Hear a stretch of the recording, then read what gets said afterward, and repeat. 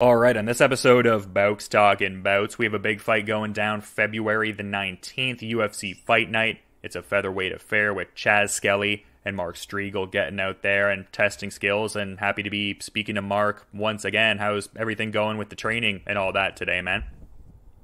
Hey, going good, thanks. And thanks for getting my last name correct. That's a tricky one. I always try to because I have a last name that I feel like people botch a little bit, so I'm like, I really have to be adamant about getting that accurate for a lot of the guys because I had that frustrating surname when I was a kid, I felt like. Yeah, no, I feel you for sure. No, it's a good job. No, it's a tricky one. But I'm kind of just wondering too, how were the holidays and everything like that? I mean, we're early January now. It seemed like you were getting up to some fun with the fam there. How was the holiday season there? Holiday was good. Holidays were good. Philippines, we always do Christmas really hard, and Christmas starts super early in the Philippines, October. Decorations and everything start going up, but it was nice, just to spend the holidays with the family, and flew out here to Phoenix right after New Year's. So yeah, I'm kind of wondering what your training situation is, whereabouts you're based right now, because it seemed like you were training in the Philippines. You had previous tenures, the last time we were talking, Syndicate MMA, cross-training at the UFC PI and stuff. Whereabouts are you at for this camp? For this camp, I'll be training at MMA Lab. Oh, that's awesome. I mean, there's a wealth of amazing talent over there. How long has that been going on for you there? Actually, I'll be going. I just linked up with them for this camp, so I'll be doing my first training session with them later today, right after this interview, actually. Oh, that's really cool. So, I mean, obviously, like I said, a wealth of talent at that gym and everything like that. But what were the, defining factors or the main reason for wanting to kind of go over there? Well, my coach from the Philippines, George Castro.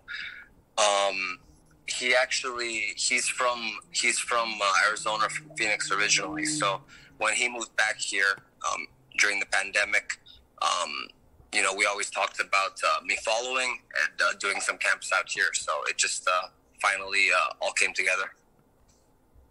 But I did want to talk about some of that training in the Philippines briefly too, as exciting as the new kind of arrangement is. But it seemed like when you were training in the Philippines, there was a focused kind of reason for it in a sense. Manny Pacquiao getting in work there and Baguio City there. Hopefully I'm not botching that pronunciation there, but getting in that work there and everything like that, and the high altitude training, what was that all like there? Because I imagine that had a level of benefit for what you're doing. Yeah, for sure. Well, I live actually in Baguio City, which is where like you said, where Manny Pacquiao used to do some of his training camps.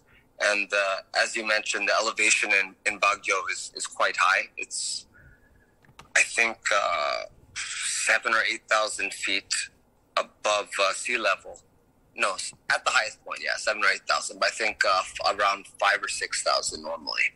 But it's quite high above sea level. So the high altitude training is good for strength and conditioning, good for your lungs, good for cardio and endurance. My family actually is over there, but for training and for work, I split my time between Baguio and Manila. And Manila is the capital city. It's about a 4-hour drive from Baguio to Manila. Yeah, just really cool all around. And just, obviously a while at this point, but it was cool that you got to meet Manny Pacquiao at one point and you got the one championship gloves signed and stuff like that. So that's fun too. Yeah, that was cool. I got to visit him at the House of Senate, actually. So that was cool to see him with his senator duties.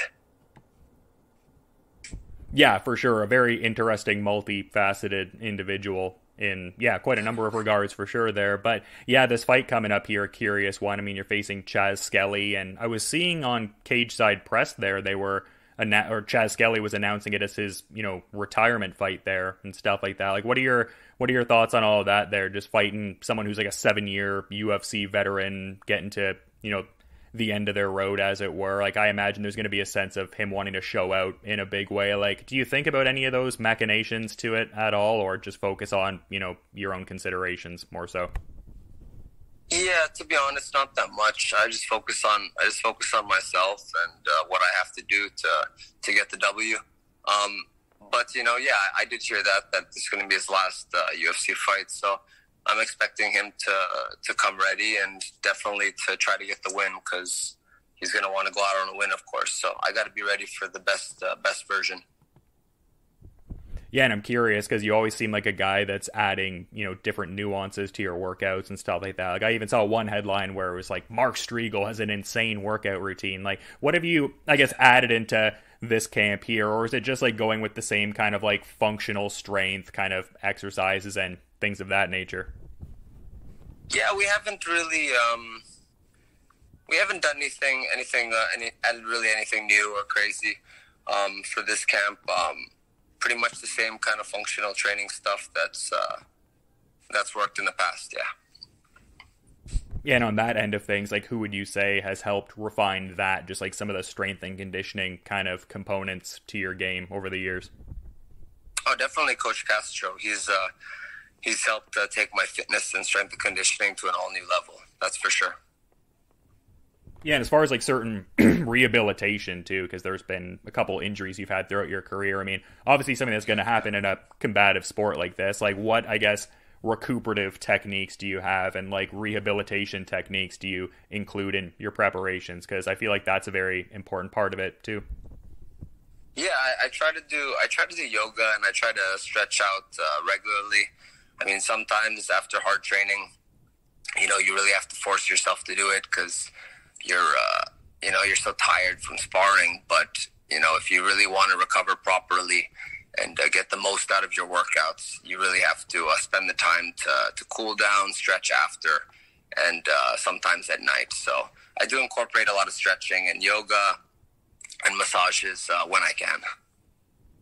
It seems like it's also very lifestyle minded too, because I feel like the new thought now, as opposed to like, oh, I'm in training camp, it's more of like an ardently staying locked in like a martial arts, like holistic kind of lifestyle, and that seems to be something that you very much champion and kind of get behind there. Yeah, I think GSP was one of the main guys that showed that martial arts kind of lifestyle, and how it's important to just stay balanced and stay in shape all the time, and not just get ready when it's time for a fight. And I like to do the same, I like to stay healthy, I like to stay fit, and martial arts and just training, it's a part of my life. I've been doing this for so long, so yeah, I'm no different. And I mean, earlier in my career, in my early 20s, I used to get a little heavy in between fights. Nothing crazy, nothing like Ricky Hatton or some of these guys. Yeah. But now, especially as I'm a little older, I've got my I have more balance, and I've got my diet and things more under control.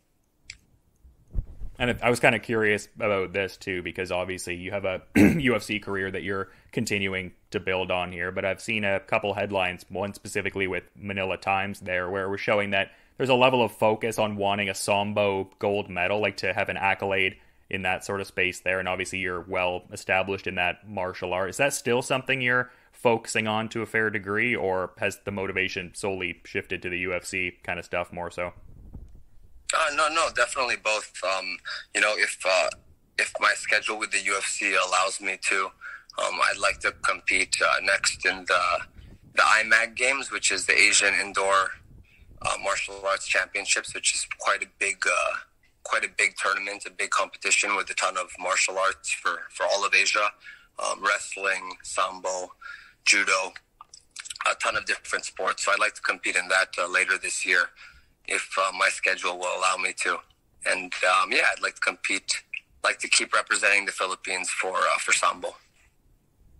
Yeah, it's awesome to be representing. I guess the UFC would look at that as almost like similar to, say, like Submission Underground, because obviously UFC doesn't generally have talent compete outside the banner. But I find when it's like, say, a submission grappling thing or something to that effect, they're a little more casual with it. Is this a conversation you've already had with certain people in the UFC about the Sambo endeavors, or not so much? Not so much yet, because we haven't had any dates that have directly conflicted. But yeah, I'm hoping it'll be all right, and that it's similar to Submission Underground. And I feel like with the Sambo, I feel like that's probably like the best base you can have in mixed martial arts. Obviously, wrestling a great base, and I'm not trying to make it a game of, you know, like making something else seem to be like an inferior art per se, but it seems like Sambo, with just how multifaceted it is, it seems like a very, you know, smooth based style to transition into mixed martial arts competition. Is that a sentiment you share in? Like, is that a fair characterization, you think? Yeah, definitely. I mean, you have two types of Sambo. You have combat Sambo, which is very close to MMA, but, you know, more based on a point system because it is sport version. Not that MMA is not sport, but Sambo is more geared towards Olympic sport, I guess. So you do have a point system. So combat Sambo is closer to MMA, and then you have sport Sambo, which has no strikes, and that you can look at sports Sambo as kind of the ultimate grappling art, because sports Sambo is a combination of wrestling, judo, and Brazilian Jiu-Jitsu. So, yeah, definitely, whether it's combat Sambo or sports Sambo, they're both great bases for MMA. Yeah, and previously you've gotten a lot of great international work, it seems like. Like, I mean, obviously had competed in one, and prior work at Evolve MMA, but one of the times we were talking, just speaking to just not only some of the different techniques and training philosophies, but also there's certain times where there's like this broader, I guess, like national temperament, like kind of mentality. Like there's a certain cultural kind of imprint that can come with traveling in these different places and learning skills. I guess I'm wondering, like, do you kind of share in that too, like that, just taking in different mentalities by virtue of it just being more of like a global kind of thing, like even beyond the specific techniques and the X's and O's of training? Like, how much do you feel like that, I guess, has enriched your overall MMA experience and added to your perspective? Yeah, I think it's important to just stay open-minded and to continue to grow, you know, inside and outside of MMA, just in life in general. And yeah, definitely traveling to a lot of places and training. I've been fortunate enough to train at a bunch of places throughout my career. And, you know, I grew up in Tokyo, Japan. I went to college in San Diego.